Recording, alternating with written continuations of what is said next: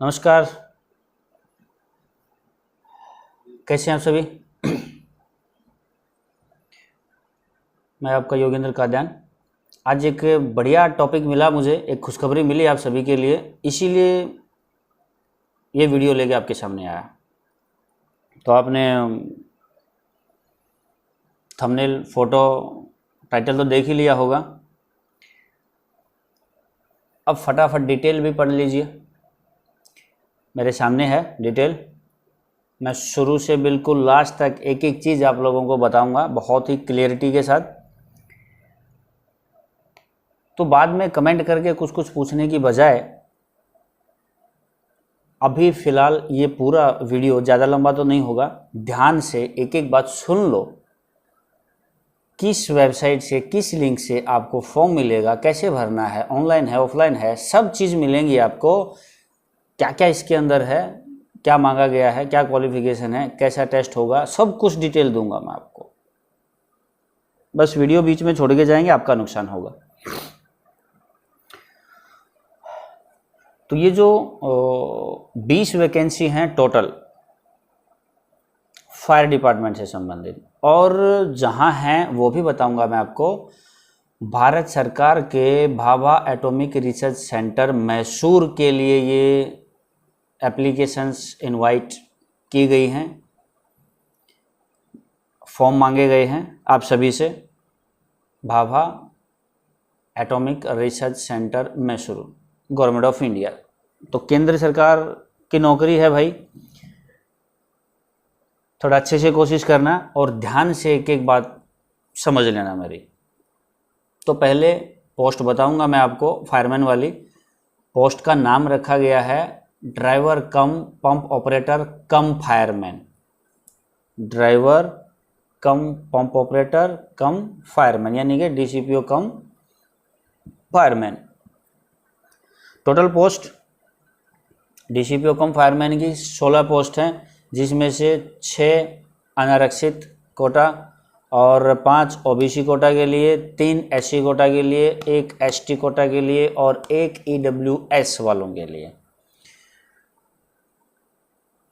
पे मैट्रिक्स में लेवल 3 की सैलरी होगी, और एंट्री पे जो है लगते ही तुरंत आपको जो सैलरी मिलेगी वो 21,700 है, प्लस सेंट्रल गवर्नमेंट के रूल्स के अकॉर्डिंग जो भी अलाउंस मिलते हैं वो सभी एडमिसिबल होंगे आपके लिए। अब आ जाते हैं हम फटाफट हमारे अगले ऑप्शन में, एजुकेशनल क्वालिफिकेशन। तो भाई एजुकेशनल क्वालिफिकेशन जो है, यहाँ आपसे मांग लिया इन्होंने 12वीं पास होना चाहिए, साइंस विद केमिस्ट्री और इक्विवेलेंट। इक्विवेलेंट में कंफ्यूज मत होना कि साइंस विद केमिस्ट्री में 12वीं का इक्विवेलेंट क्या हो सकता है। अगर आपने इंजीनियरिंग डिप्लोमा किया है कंप्यूटर साइंस, मैकेनिकल, इलेक्ट्रिकल में किसी में भी, तो वो भी आपका यहाँ पे चलेगा, लेकिन मिनिमम 50% मार्क्स होने चाहिए, plus valid heavy vehicle driving licence होना चाहिए मिनिमम 1 ईयर एक्सपीरियंस के साथ। और इसका मतलब ये नहीं है कि सिर्फ 1 साल पुराना आपसे मांगा गया है। आपका लाइसेंस 1 साल पुराना हो नहीं हो, उससे ज़्यादा पुराना भी हो और बेटर है, लेकिन 1 साल का तो कम से कम एक्सपीरियंस भी आपको लगाना पड़ेगा कि कहाँ आपने हैवी गाड़ी चलाई है। इसके बाद प्लस नेक्स्ट, इसके लिए आपको क्वालिफिकेशन चाहिए certificate course in fire fighting equipments, fire fighting extinguishers, ये सभी के आपको ट्रेनिंग नॉलेज होनी चाहिए। और 6 महीने का जो बेसिक सर्टिफिकेट कोर्स होता है फायर फाइटिंग का, वो आपके पास होना चाहिए किसी भी स्टेट फायर ट्रेनिंग से या सेंट्रल गवर्नमेंट से ऑथराइज किसी भी कॉलेज इंस्टीट्यूट से। फिजिकल स्टैंडर्ड सुन लीजिए, height 165 centimetre, weight 50 kg minimum, chest 81 centimetre, और एक्सपेंशन फुलाव के बाद 86 सेंटीमीटर, यानी कि 5 सेंटीमीटर का आपको छाती फुलाव चाहिएगा। आई विजन का आपको सभी को पता है 6/6 होना चाहिए, चश्मा नहीं चढ़ा होना चाहिए, कलर ब्लाइंडनेस नहीं होना चाहिए। एज लिमिट के बारे में सुन लीजिए। डीसीपीओ कम फायरमैन का जो पोस्ट है इसमें 18 से 27 साल की एज लिमिट दी गई है और किसी तरीके का फायर में एक्सपीरियंस नहीं मांगा गया है। हाँ, आपका जो हैवी लाइसेंस है वो कहीं ना कहीं 1 साल आपका एक्सपीरियंस उसमें ज़रूर होना चाहिए। तो 18 से 27 जनरल और ईडब्ल्यूएस कैंडिडेट के लिए, 30 साल ओबीसी के लिए और 32 साल एससी एसटी के लिए। सिलेक्शन मेथड की बात करते हैं। सिलेक्शन मेथड में इसमें आपको सबसे पहले फिजिकल टेस्ट क्लियर करना होगा। फिजिकल टेस्ट क्लियर करने के बाद आपको ड्राइविंग टेस्ट क्लियर करना होगा। ड्राइविंग टेस्ट क्लियर करने के बाद आपको रिटन टेस्ट में बैठने का मौका मिलेगा और रिटन टेस्ट भी यहाँ 2 स्टेज में होगा, स्टेज 1, स्टेज 2, प्री और मेन। तो मैं आपको बता दूं कि फिजिकल एंड्योरेंस टेस्ट में आपको क्या क्या करना है। और हाँ, इसमें खास बात यह है कि फिजिकल टेस्ट में सीरियल नंबर 1 से 7 तक पॉइंट दिए गए हैं जो आपको करना होगा वहाँ पे। उनमें से अगर किसी में भी आप फेल हुए वहीं आपका सफ़र ख़त्म।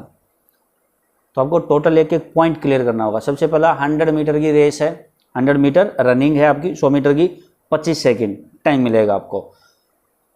15 मीटर की लेंथ के 4 होज आपको बिछाने हैं, 3 मिनट का आपको टाइम मिलेगा।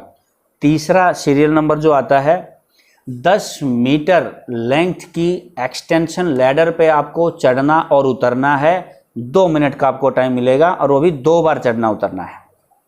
इसके बाद चौथा आपका रहेगा, एक अपने ही लगभग वेट के किसी भी एक आदमी को कंधे पे आपको लेके फायरमैन लिफ्ट मेथड से 25 मीटर तक जाना है। 3 मिनट का इसके लिए आपको टाइम मिलेगा। 20 पुशअप्स लगाने हैं कंटिन्यूसली, बिना रुके बिना थके। इसके बाद आपको 6 नंबर पे 1.6 किलोमीटर यानी कि 1600 मीटर की रनिंग है, जिसके लिए आपको 10 मिनट का टाइम मिल रहा है। 7वां जो आखिरी पॉइंट है वो है रोप क्लिंबिंग है, रस्सा आपको चढ़ना है 3 मीटर। ठीक है। इसके अलावा आपसे फायर का किसी भी तरीके का कोई ड्रिल या कोई भी और फायर का टेस्ट नहीं लिया जाएगा। हाँ, ये अगर 7 पॉइंट आपके क्लियर होते हैं तो फिजिकल टेस्ट आपका क्लियर माना जाएगा और आपको ड्राइविंग टेस्ट के लिए आगे भेजा जाएगा, प्रोसेस किया जाएगा। तो ड्राइविंग टेस्ट में वो क्या आपसे लेंगे वो आप समझ सकते हैं कि हैवी ड्राइवर से ड्राइविंग टेस्ट में वो क्या क्या करके दिखा, गाड़ी उल्टी करनी है, घुमाना है, बैक करना है, सीधा लगाना है, क्या है वो देखेंगे।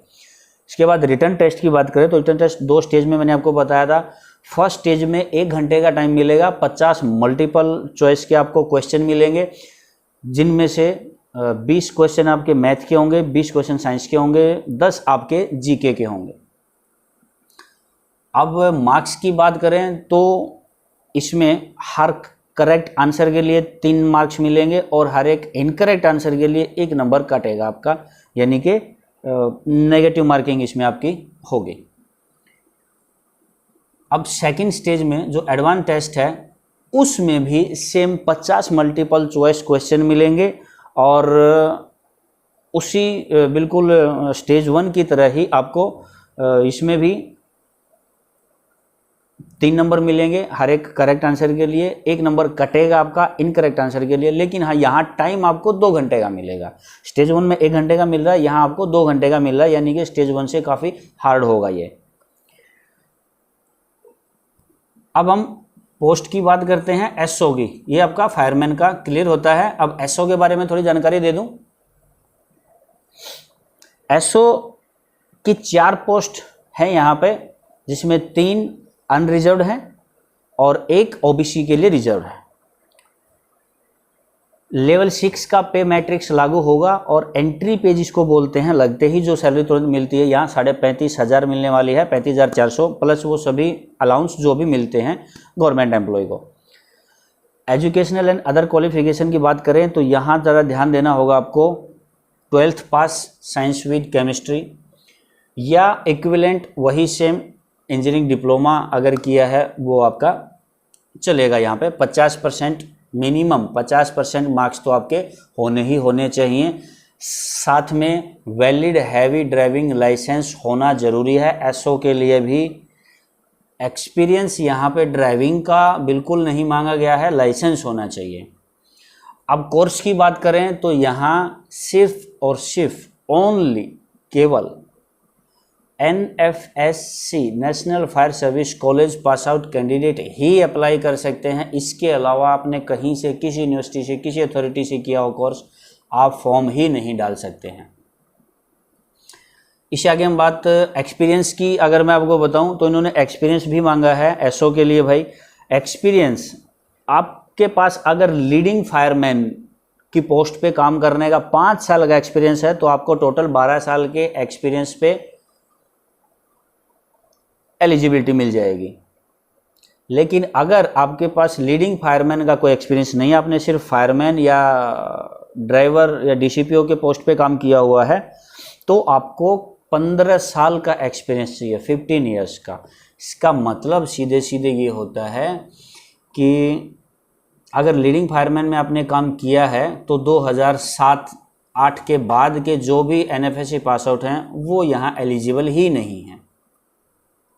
तो इसलिए अभी 2007, 8, 2009, 10, 11, 12, 14, 16, 18, 20 के जो भी पास आउट हैं वो सभी एलिजिबल नहीं हैं, क्योंकि यहाँ पे एक्सपीरियंस काफ़ी मांग लिया है। और एक्सपीरियंस भी रिकॉग्नाइज सिविल इंडस्ट्री ऑर्गेनाइजेशन का या तो फिर गवर्नमेंट फायर स्टेशन पे काम करने का ही ये चलेगा, छोटी मोटी किसी कंपनी का बिल्कुल भी नहीं चलेगा। तो यहाँ एज लिमिट की बात करें तो 18 से 40 साल का एज लिमिट दिया गया है। OBC की जो एक सीट रखी गई है उसके लिए 3 साल का रिलैक्सेशन है, वो 43 साल तक के भी उसमें डाल सकते हैं फॉर्म। फिजिकल स्टैंडर्ड जो है, हाइट, वेट, चेस्ट, विजन, वो सब कुछ DCPO कम फायरमैन का ही है। 165 सेंटीमीटर हाइट, 50 kg वेट, उसी तरीके से। सिलेक्शन मेथड भी बिल्कुल दोनों का बराबर है। सिलेक्शन मेथड इसमें भी सबसे पहले फिजिकल टेस्ट क्लियर करना है, और फिजिकल टेस्ट में भी वही 7 पॉइंट है। 100 मीटर की रेस है, उसके बाद हौज बिछाना है, उसके बाद एक्सटेंशन लैडर पे चढ़ना है, उसके बाद आपको फायरमैन लिफ्ट करना है, फिर पुशअप्स करना है, फिर 1600 मीटर की रेस करनी है, उसके बाद आपको रोप क्लाइंबिंग करना है। बिल्कुल 7 पॉइंट यहाँ भी फायरमैन वाले ही, और सेम टाइमिंग रखी गई है। अगर ये क्लियर होते हैं तो यहाँ ड्राइविंग टेस्ट बिल्कुल भी नहीं है SO के लिए। लेकिन ड्राइविंग टेस्ट के अलावा फायर में physical training, squad drill, fire fighting और ट्रेलर पंप्स के जो ऑपरेशंस हैं वो करवा के ज़रूर देखे जाएंगे। ये क्लियर होने पे रिटन टेस्ट में बैठेंगे। रिटन टेस्ट बिल्कुल DCPO कम फायरमैन की तरह ही 2 स्टेज में होने वाला है। सेम उसी की तरह 50 मल्टीपल क्वेश्चन। प्री स्टेज जो है, पहला टेस्ट जो है, उसमें 1 घंटा मिलेगा, 50 क्वेश्चन मिलेंगे multiple, 20 number math, 20 number science, 10 number GK। Negative marking भी बिल्कुल सेम रखी गई है। और स्टेज 2 जो एडवांस टेस्ट है वो भी फायरमैन की तरह ही यहाँ पे 50 मल्टीपल क्वेश्चन है, 2 घंटे का टाइम है, और नेगेटिव मार्किंग यहाँ भी है।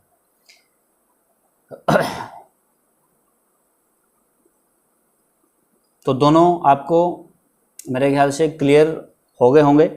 अब मैं ज़्यादा टाइम नहीं लेते हुए बिल्कुल आपको वेबसाइट बता देता हूँ, लिंक बता देता हूँ। डिस्क्रिप्शन में भी मैं ये लिंक दे दूँगा, वहाँ से भी आप क्लिक करके फॉर्म डाउनलोड कर सकते हैं। यहाँ बता भी देता हूँ, www.recruit.barc.gov.in/ ये टाइप करेंगे, फॉर्म निकलेगा, जॉब एप्लीकेशन फॉर्म निकलेगी। फॉर्म को आपने डाउनलोड करना है। उस पे कम्प्लीटली जहाँ से पढ़ के मैं आपको बता रहा हूँ, ये सारी की सारी चीज़ें दी हुई हैं, बिल्कुल क्लियरली लिखा हुआ है।